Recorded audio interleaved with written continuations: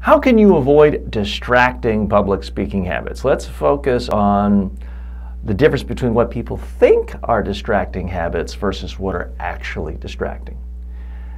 In my impression, people think that distracting habits involve moving your hands.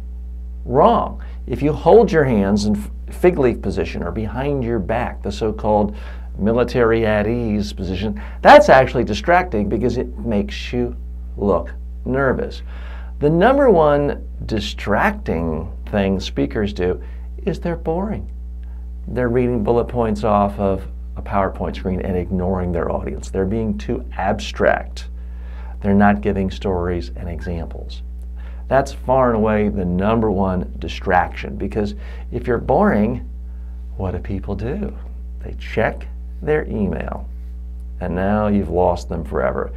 Other things people think are distracting but actually aren't.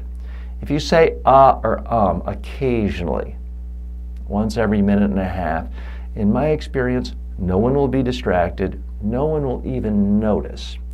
It is true if you have coming out 7 in the first 20 seconds and it continues at that pace, it will be distracting. But that's relatively rare. I find more people fixate on having 3 ums in a 10-minute speech, and what they should be worried about is distracting their audience by being boring. The other thing that distracts people is just being too frozen, too stiff, grabbing the lectern, grabbing papers, standing in one place. People think that that is somehow more professional. It's not. It's just boring. So keep in mind, you do want to avoid distractions, but let's avoid real distraction. Another fake one, people see their head moving and they think, oh my gosh, I'm being distracting, I'm moving my head.